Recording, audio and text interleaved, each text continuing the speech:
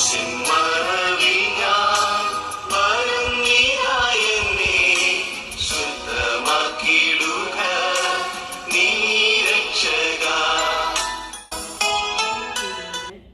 പ്രേക്ഷകർക്ക് കർത്താവായ യേശുക്രിസ്തുവിന്റെ നാമത്തിൽ സ്നേഹവന്ദനം.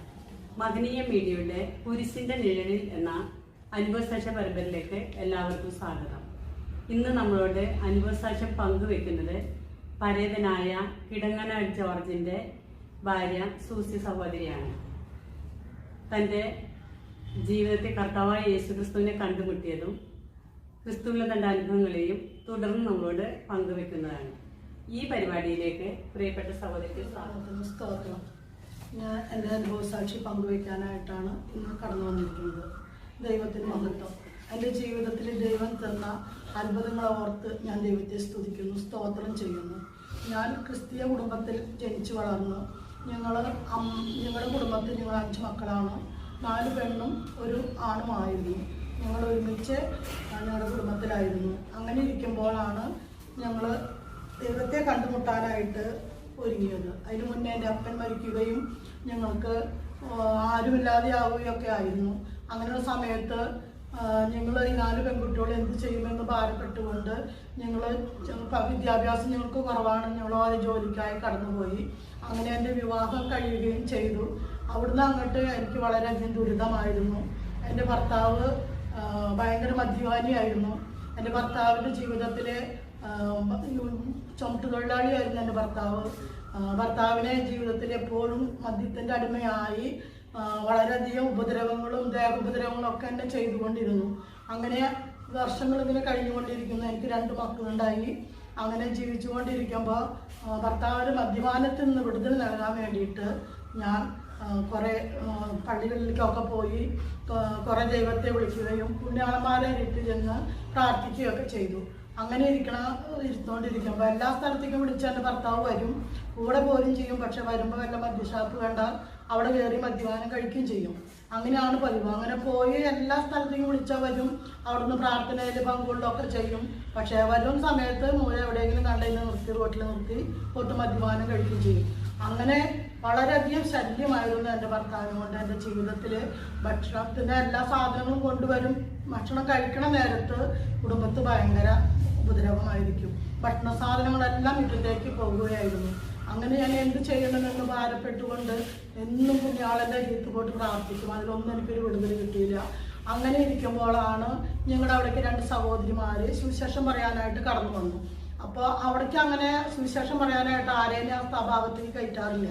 കാരണം ഞങ്ങളുടെ വീടിൻ്റെ അടുത്ത് തന്നെ കോളൊക്കെ ഉണ്ടെങ്കിലും അവിടുത്തെ ഒരു ദേവദാസൻ 5-8 ദേവദാസന്മാർ വന്നാലും ഞങ്ങളുടെ ആ ഭാഗത്തേക്ക് ഞങ്ങളുടെ വീട്ടിലുള്ളവരാരും അങ്ങനെ കടത്തില്ല. പാസ്റ്റർമാർ വന്ന് അവരെ ചീത്ത പറഞ്ഞ് ഓടിക്കും. അങ്ങനെ ഈ 2 സഹോദരിമാർ ഞങ്ങളുടെ ആ ഭവനത്തിൻ്റെ അവിടേക്ക് കടന്നു വന്നു. എല്ലാ ദിവസങ്ങളും ഇങ്ങനെ കടന്നു വരും, സുവിശേഷം പറഞ്ഞിട്ട് പോകും. ഞങ്ങളെന്താ അത് മൈൻഡ് വയ്ക്കാറില്ല. അങ്ങനെ പ്രാർത്ഥിച്ച് പോകും. ആ കൊച്ചമ്മ വരും, പിന്നെ പ്രാർത്ഥിക്കും. അങ്ങനെ ഒരു ദിവസം കൊച്ചമ്മ ഞങ്ങളുടെ അവിടെ പ്രാർത്ഥനയ്ക്ക് സൗകര്യമുണ്ടോ എന്ന് ചോദിച്ച് ഞങ്ങൾ ദേവദാസിനെ കൊണ്ടുവരാം, അവിടെ പ്രാർത്ഥന വയ്ക്കാൻ വല്ലവർക്ക് ഇഷ്ടമുണ്ടോ എന്ന് ചോദിച്ചപ്പോൾ ഞങ്ങളുടെ കുടുംബത്തിലുള്ള ഉമ്മാമയാണ് ആദ്യമായിട്ട് ഈ സഭയിലേക്ക് കടന്നു വരികയും ദൈവത്തെ കണ്ടുമുട്ടുകയും ചെയ്തത്. അങ്ങനെ ആ ദിവസങ്ങളിൽ എല്ലാ ചൊവ്വാഴ്ചകളിലും ഞങ്ങളുടെ ഭവനത്തിൻ്റെ മുമ്പിൽ പ്രാർത്ഥന എല്ലാ ചൊവ്വാഴ്ച ഉണ്ടാവും. അങ്ങനെ 4-5 മാസങ്ങൾ ഇങ്ങനെ പ്രാർത്ഥനയ്ക്ക് ഉണ്ടെങ്കിലും ഞങ്ങളൊന്നും അങ്ങനെ കടന്നു വരില്ല. ഞങ്ങളൊന്നും ബന്ധുവസ്ഥാനായിട്ട് നമുക്ക് അങ്ങനെ താല്പര്യമില്ല. അങ്ങനെ ഞങ്ങൾ പള്ളിക്കാരാണ്. പള്ളി മാത്രമായിട്ടുള്ള ഒരു ജീവിതമാണ് ഞങ്ങളുടെ ജീവിതത്തിൽ. മുടങ്ങാതെ പള്ളി പോവുക, പ്രാർത്ഥിക്കുക, അങ്ങനെയുള്ളൊരു ജീവിതം.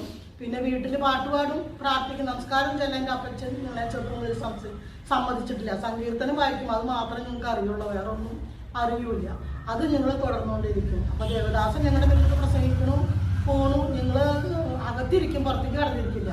പിന്നെ അങ്ങനെ കുറേ നാൾ കഴിഞ്ഞപ്പോൾ എൻ്റെ ഭർത്താവ് മദ്യപിച്ച് അവിടുന്ന് വരുമ്പോൾ പ്രാർത്ഥനയ്ക്ക് വിരോധമൊന്നും ഇല്ലെങ്കിലും കഴിയുന്നത് വരെ ആ വീടിൻ്റെ മുറ്റത്തൊരു പാറയുണ്ട്, അവിടെ ഇരിക്കും. അങ്ങനെ ഇരുന്ന് ഈ പ്രാർത്ഥനയൊക്കെ കേൾക്കാൻ മൂപ്പര് ആദ്യമായിട്ട് തുടങ്ങി.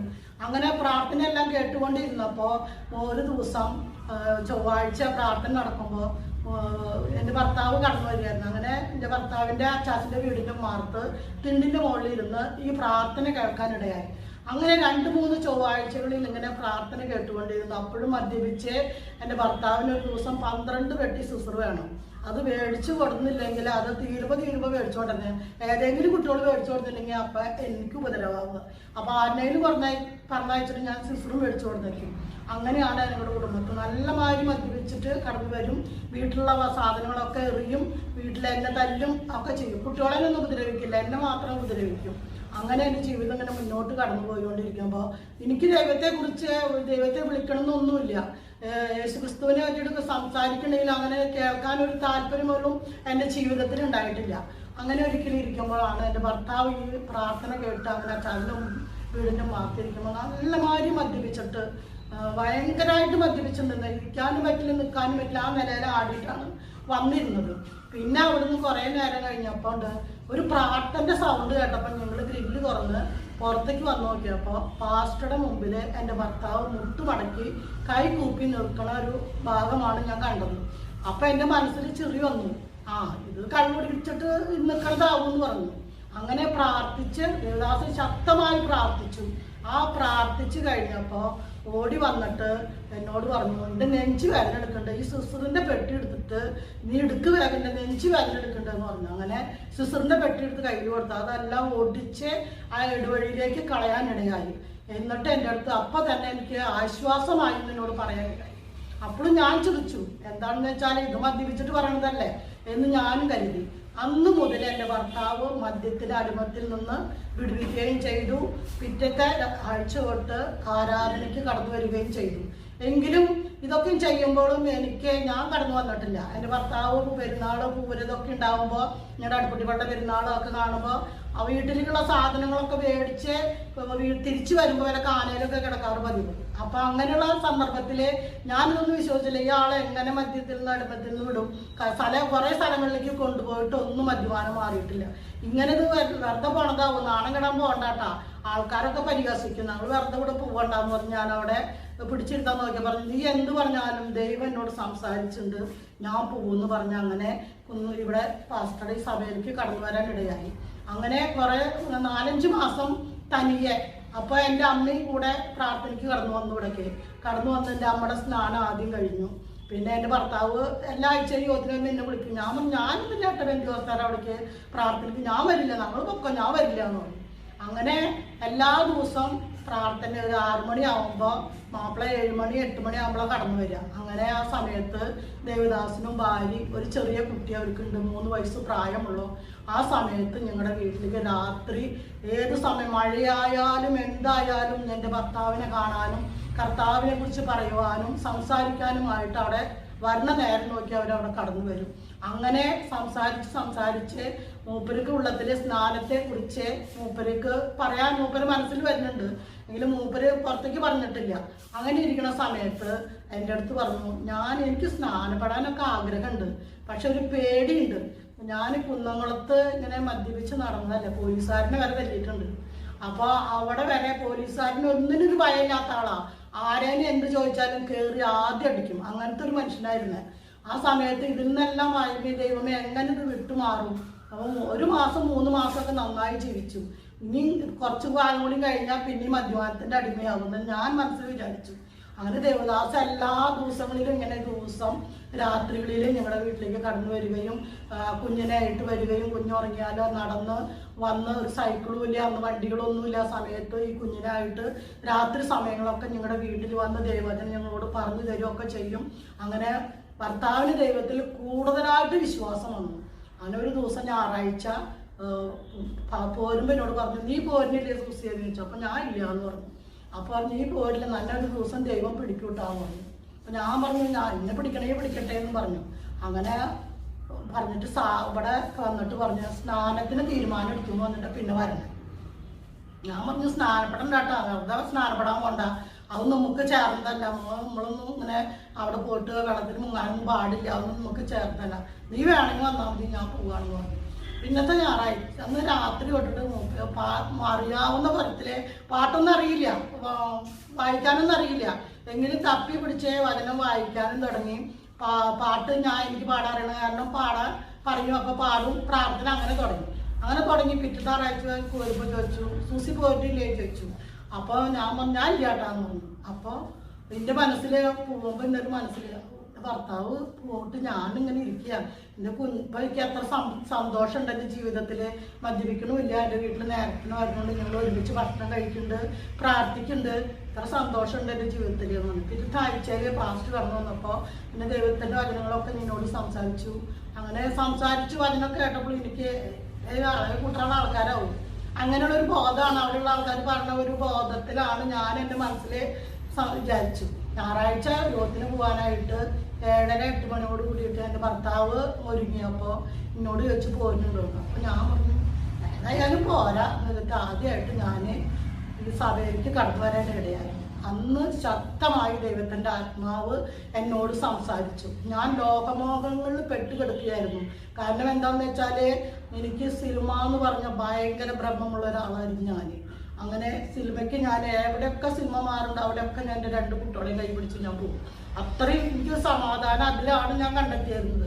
എൻ്റെ ഭർത്താവ് എന്നായിട്ട് കൂട്ടി ഞാൻ സിനിമോട്ടായി പോയി സിനിമ കഴിഞ്ഞേ കാണാം. അതാണ് എനിക്കൊരു എൻ്റെ ജീവിതത്തിൽ സമാധാനം ഞാൻ കണ്ടെത്തിയിരുന്നത്. അങ്ങനെ ഇരിക്കുമ്പോൾ ആ ദേവദാസൻ എൻ്റെ അടുത്ത് ഇങ്ങനെ പറഞ്ഞു, സഹോദരി ഇന്ന് മനസ്സിൽ ചിന്തിച്ച് കുറേ കാലങ്ങളായി ചിന്തിക്കണം, എൻ്റെ ഭർത്താവിനോട് ഒരുമിച്ച് എനിക്കൊരു സ്ഥലത്ത് പോകാൻ ഇതുവരെ പറ്റിയിട്ടില്ല. എന്ന് പോയാലും അവിടെ മദ്യപിച്ച് കിടന്ന് അവിടുന്ന് വണ്ടിയിൽ കയറ്റിക്കൊണ്ടുവരുന്ന ഒരു സ്വഭാവമാണ് എനിക്ക് ഉണ്ടായത്. ഇന്ന് സന്തോഷത്തോടു കൂടി 2 പേരും കടന്നു വന്നു, മക്കളെ കഴിഞ്ഞായിട്ട് കടന്നു വന്നു. ദൈവത്തിൻ്റെ വചനം കേൾക്കാം, എത്ര സന്തോഷമുണ്ട്. സഹോദരി ചിന്തിച്ച പോലെയല്ല ദൈവം ചിന്തിക്കുന്നത്. അതുപോലെ ദൈവത്തിന് നിങ്ങളെക്കുറിച്ച് പല ചിന്തകളുണ്ട്. അതുപോലെ നിങ്ങൾ ദൈവത്തിൻ്റെ സന്നിധിയിലേക്ക് നിങ്ങൾ കടന്നു വരണം, ദൈവത്തിൻ്റെ മക്കളായി ജീവിക്കണം എന്നൊക്കെ പറയാനിടയായി. അങ്ങനെ ഞാൻ പിന്നത്തെ ആഴ്ച അങ്ങനെ കടന്നു വന്നപ്പോൾ എനിക്ക് ദൈവത്തിൽ കുറച്ച് വിശ്വാസമായി. പിന്നെ കൂടുതൽ വിശ്വാസം എൻ്റെ ജീവിതത്തിൽ കടന്നു വന്നു. അങ്ങനെ കടന്നു വന്നു. ഒരു ഡേറ്റ് 1992 എൻ്റെ ഭർത്താവ് സ്നാനപ്പെടാനായിട്ട് തീരുമാനിച്ചു. അന്ന് ഞാൻ പറഞ്ഞു ഞാൻ സ്നാനപ്പെടണമെന്നില്ല, നമ്മുടെ കൂടെ വരാമെന്ന് പറഞ്ഞു. ഭർത്താവ് എനിക്കിരുന്ന് സാക്ഷി പറഞ്ഞോട് കൂടിയിട്ട് ഞാനും പറഞ്ഞു ഞാൻ എൻ്റെ ഭർത്താവിനോടൊപ്പം സ്നാനപ്പെടാൻ ആഗ്രഹിച്ചു. എൻ്റെ ഹൃദയത്തിൽ ഒരാൾ പറയുക, ഞാൻ ആദ്യം വിചാരിച്ച എൻ്റെ ഭർത്താവ് എന്നെ താലി കെട്ടിയതല്ലേ, അപ്പോൾ ഈ താലിയൊക്കെ പൊട്ടിച്ച് കളയണ്ടേ, ഈ സ്വർണ്ണാഭരണങ്ങളൊക്കെ ഊരി കളയണ്ടേ ബന്ധുവസ്ഥയിലേക്ക് വന്നാലേ എന്ന് ഞാൻ അങ്ങനെ ആലോചിച്ചു. അപ്പം എൻ്റെ ഹൃദയത്തിൽ പല ചിന്തകൾ ഇങ്ങനെ വന്നുകൊണ്ടിരിക്കുമ്പോൾ ദേവദാസൻ പറഞ്ഞു നിന്റെ ചിന്തകളല്ല എൻ്റെ വിചാരങ്ങൾ എന്നിങ്ങനെ പറഞ്ഞ് എന്നോട് സംസാരിക്കാൻ തുടങ്ങി. അപ്പോൾ നിന്റെ ചിന്തകളല്ല എൻ്റെ വിചാരങ്ങൾ എന്ന് പറഞ്ഞപ്പോൾ ഞാനിങ്ങനെ എൻ്റെ ദൈവമേ ഞാൻ ചിന്തിക്കണതൊക്കെയാണല്ലോ ദേവദാസൻ വിളിച്ച് പറയുന്നത്, ഞാൻ ഇനി ഒന്നും ചിന്തിക്കണില്ല എന്ന് പറഞ്ഞു. അപ്പോഴും ദേവദാസൻ പറഞ്ഞു ചിന്തിച്ചിരിക്കും ദൈവം നിങ്ങളെക്കുറിച്ച് ദൈവം കരുതിയിട്ടുണ്ട്. ദൈവത്തിൻ്റെ കൽപ്പന അനുസരിക്കാൻ ദൈവം നിങ്ങളോട് സംസാരിക്കുകയാണെങ്കിൽ ദൈവത്തിൻ്റെ കൽപ്പന അനുസരിക്കണം. ഞാൻ പറയില്ല സ്നാനപ്പെടാൻ, ദൈവം നിങ്ങളോട് പറയുകയാണെങ്കിൽ മാത്രം നിങ്ങൾ സ്നാനപ്പെട്ടാൽ മതി. അങ്ങനെ ഭർത്താവ് എഴുന്നേറ്റ് പറഞ്ഞോട് കൂടിയിട്ട് ഞാൻ എല്ലാ സഹോദരിമാരാണ് സാക്ഷി പറയാറ്. അങ്ങനെ കഴിഞ്ഞു. സഹോദരന്മാർ സാക്ഷി വന്നപ്പോൾ എൻ്റെ ഭർത്താവ് എനിക്ക് നിന്നിട്ട് പറഞ്ഞു ഞാൻ സ്നാനപ്പെടാന്ന്. അപ്പോൾ ഞാനും പെട്ടെന്ന് എഴുന്നേറ്റ് നിന്നിട്ട് ഞാനും പറഞ്ഞു ഞാനും സ്നാനത്തിനായിട്ട് വിചാരിക്കുന്നു എന്ന് പറഞ്ഞു. അങ്ങനെയാണ് ഞങ്ങൾ ഈ ദൈവസന്നിധിയിലേക്ക് കടന്നു വരാൻ ഇടയായത്. അങ്ങനെ കടന്നു വന്നപ്പോൾ ദൈവസന്നിധിയിൽ വന്നപ്പോൾ എൻ്റെ വിചാരം പോയി ഇനി ഞങ്ങൾക്ക് പ്രശ്നങ്ങളും പ്രതിസന്ധികളും ഒന്നും ഉണ്ടാവില്ല, ഞങ്ങൾ ദൈവമക്കളായില്ലേ. അങ്ങനെ ഇരിക്കുമ്പോഴാണ് എനിക്ക് കുറച്ച് കാലങ്ങൾ കഴിഞ്ഞപ്പോൾ ഒരു 5-8 മാസം കഴിഞ്ഞപ്പോൾ എനിക്ക് ഭയങ്കര ബ്ലീഡിങ് എന്ന് പറഞ്ഞ് നിൽക്കാൻ പറ്റില്ല, ഭയങ്കര വയറുവേദനയും, എനിക്ക് കിടക്കാനും പറ്റില്ല ഇരിക്കാനും പറ്റില്ല. അങ്ങനെ 4-5 ഡോക്ടർമാരെ കാണിച്ചു. അങ്ങനെ എല്ലാവരും പറഞ്ഞു എൻ്റെ ഗർഭപാത്രത്തിൻ്റെ ഉള്ളിൽ പുണ്ണ് നിറഞ്ഞിരിക്കുകയാണ്, അതുകൊണ്ട് ഓപ്പറേഷൻ ചെയ്ത് കളയാണ്ട് സാധ്യമല്ല. അപ്പം ഞാൻ 21 ദിവസം ഉപവസിച്ചു, പ്രാർത്ഥിച്ചു. പ്രാർത്ഥനയിൽ എനിക്ക് വിശ്വാസം കൂടി വന്നു. നമ്മുടെ ദേവദാസൻ്റെ സഭയിൽ എല്ലായ്പ്പോഴും 21 ദിവസം ഉപവാസ പ്രാർത്ഥനയാണ്. അങ്ങനെ നടന്നുകൊണ്ടിരിക്കുമ്പോൾ ഞങ്ങൾ ഉപവാസത്തിലായിരിക്കുമ്പോൾ ഞാൻ പറഞ്ഞു കർത്താവേ ഞാൻ ദൈവത്തിനായിട്ട് കണ്ടുമുട്ടി എൻ്റെ രോഗം മാറ്റി തരണം കർത്താവേ എന്ന് ഞാൻ പ്രാർത്ഥിച്ചു. അങ്ങനെ ഒരു കൺവെൻഷൻ നടക്കുമ്പോൾ അവിടെ ചെന്ന് എനിക്ക് ഇരിക്കാനൊന്നും പറ്റില്ല, അത്രയും വേദനയായിരുന്നേ. അങ്ങനെ തൃശ്ശൂർ മെഡിക്കൽ കോളേജിൽ വന്നപ്പോൾ പറഞ്ഞു ഡേറ്റ് വന്നു, ആഗസ്റ്റ് 22-ാം തീയതിക്ക് ഞങ്ങൾ ഓപ്പറേഷൻ അന്ന് ഡേറ്റ് തീരുമാനിച്ചു വന്നു. എനിക്ക് പ്രാർത്ഥനയ്ക്ക് കടന്നു പോകുമ്പോൾ എനിക്ക് വയറുവേദന എടുത്തിട്ട് ഭയങ്കര വിഷമായിരുന്നു. അങ്ങനെ ആ സമയത്ത് ചെന്ന് ഇരിക്കുമ്പോൾ ഒരു ദേവദാസൻ പറഞ്ഞു ഈ മുൻ സീറ്റിലിരിക്കുന്ന സഹോദരി മൂന്നാമതിരിക്കുന്ന സഹോദരിക്ക് ദൈവത്തിൻ്റെ കാലം തൊട്ടിരിക്കുന്നു, സഹോദര രോഗം സൗഖ്യമാക്കിയിരിക്കുന്നു എന്ന് പറഞ്ഞു. അപ്പോഴൊക്കെ എൻ്റെ വയറ് വേദന എടുത്തിട്ട് എനിക്ക് ബ്ലീഡിങ് ആണെന്ന് ഇങ്ങനെ കാലിനോടൊക്കെ ഒഴുകണ പോലെ ആയിട്ടായിരുന്നേ. അവിടുന്ന് ആ പാസ്റ്റർ വിളിച്ച് പറഞ്ഞു, സഹോദരിക്ക് ഇങ്ങനെ ബ്ലീഡിങ് നിന്നിരിക്കുന്നു എന്ന് പറയാനിടയായി. ആരപ്പം ഞാൻ വിചാരിച്ചു ഇന്നല്ല പറഞ്ഞേന്ന് പറഞ്ഞു. അങ്ങനെ ഞാൻ വന്നിട്ട് വീട്ടിൽ വന്നു, ചെന്ന് കുളിക്കാനൊക്കെ നോക്കി, കുളിയൊക്കെ കഴിഞ്ഞ് വീട്ടിൽ സുഖമായി കിടന്നു. അന്ന് മുതൽ ഇന്ന് വരെ എനിക്ക് ഗർഭപാത്രത്തിൻ്റെ ഉള്ളിൽ പുണ്ണ് നിറഞ്ഞിരിക്കുന്നു എന്ന് പറഞ്ഞിട്ട് ഇന്ന് 10-18 വർഷമായിട്ടും എനിക്ക് ഇന്ന് ആ രോഗം എന്ന് പറഞ്ഞ രോഗം എനിക്കില്ല. അങ്ങനെ എൻ്റെ കർത്താവ് എനിക്ക് ആ രോഗത്തിൽ നിന്ന് വിടുതൽ തന്നു. അങ്ങനെ എൻ്റെ മക്കളുടെ കല്യാണം കഴിഞ്ഞു. അങ്ങനെ ഇരിക്കുന്ന സമയത്ത് എൻ്റെ മോളും വിശ്വാസത്തിൽ കടന്നു വന്നു, മോളുടെ ഭർത്താവും വിശ്വാസത്തിൽ കടന്നു വന്നു. അങ്ങനെ ഇരുന്ന സമയത്താണ് എൻ്റെ മോളുടെ ഭർത്താവ് പെട്ടെന്ന് സുഖമില്ലാതെ മരണത്തോട് മല്ലടിച്ച് മരിക്കാനിടയായി. അപ്പോൾ എനിക്ക് ദൈവത്തോടൊരു വിഷമമുണ്ടായി. കർത്താവേ ദൈവമേ, എൻ്റെ ഇങ്ങനെ മോനെ എന്നെ സൗഖ്യം തന്നില്ല, എനിക്ക് ഇത്രയ്ക്ക് സൗഖ്യം തന്നതല്ലേ എന്നപ്പോൾ ദേവദാസൻ പറഞ്ഞു, വർഗീസിന് ഒന്നും പറ്റില്ല, സൂസേച്ചി ഒന്നും പറ്റില്ല, ദൈവാത്മാവിനോട് സംസാരിച്ചിട്ടില്ല, ഒന്നും പറ്റില്ല എന്നൊന്നും. ആ വിശ്വാസത്തോടെ ഞാൻ വീട്ടിൽ 2 കുട്ടികളെ കൈപിടിച്ച് നിന്നു. പക്ഷേ പെട്ടെന്ന് എൻ്റെ മനസ്സിൽ ഒരു പാട്ടിൻ്റെ അടി വന്നു. ദോഷമായിട്ടൊന്നും എന്നോ എൻ്റെ താതൻ ചെയ്യുകയില്ല, എന്നെ അവൻ അടിച്ചാലും ഞാൻ അവനെ. അങ്ങനെ ഒരു പാട്ടിൻ്റെ അടി വന്നു. അപ്പം ഞാനിതെന്ത് ദൈവമേ ഇങ്ങനെ ഒരു പാട്ട് വന്നേന്ന് ഞാൻ മനസ്സിൽ വിഷമിച്ചിട്ട് ഞാൻ അത് ആരാധനയ്ക്ക് കടന്നു പോകും. ആരാധന കഴിഞ്ഞുകൊണ്ടിരിക്കുമ്പോൾ പെട്ടെന്ന് പാസ്റ്റ് പറഞ്ഞു, നേരത്തെ നമ്മുടെ ആരാധന നിർത്തുകയാണെന്ന് പറഞ്ഞു. അങ്ങനെ എല്ലാവരും കൂടി തൃശ്ശൂർ ആസ്പത്രിയിലേക്ക് കടന്നുപോയി. പിന്നെ എൻ്റെ മരുമകൻ്റെ മരണവാർത്തയാണ് ഞാൻ കേൾക്കാനിടയായി. അപ്പോൾ ഞാൻ വിചാരിച്ചു, ദൈവം എനിക്ക് ഈ പാട്ടിൻ്റെ അടി തന്നത് ദോഷമായിട്ടൊന്നും ചെയ്തില്ല. അപ്പം എന്തൊക്കെ ദോഷമായിട്ടാണല്ലോ ചെയ്തത്. അങ്ങനെ വളരെയധികം ദുഃഖത്തോടും പ്രയാസത്തോടായി.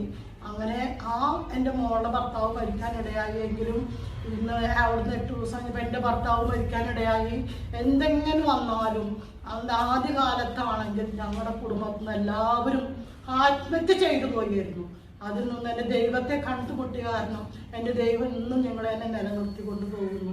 ഇന്ന് ഞങ്ങൾക്ക് ദൈവം കഷ്ടതയും പ്രയാസങ്ങളൊക്കെ കടന്നു വന്നിട്ടുണ്ടെങ്കിലും ഒന്നിനും ബുദ്ധിമുട്ടില്ലാണ്ട് ഒരു നേരത്തെ ആഹാരത്തിന് പോലും ഞങ്ങൾ മറ്റുള്ളവരോട് ചോദിക്കാൻ ഇന്ന് വരെ എൻ്റെ ദൈവം ഞങ്ങളെ ഇടവരുത്തിയിട്ടില്ല.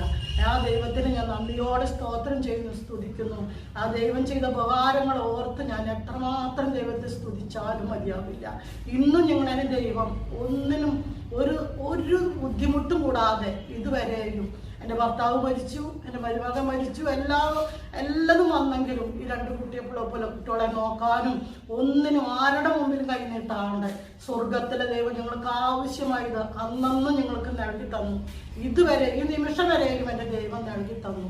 ഇത്ര മാത്രമാണ് എൻ്റെ അനുഭവസാക്ഷി ഞങ്ങളോട് പറയാനുള്ളത്. നിങ്ങളും ആ ദൈവത്തെ കണ്ടുമുട്ടണമെന്ന് പറഞ്ഞുകൊണ്ട് എൻ്റെ അനുഭവസാക്ഷി നിന്നു.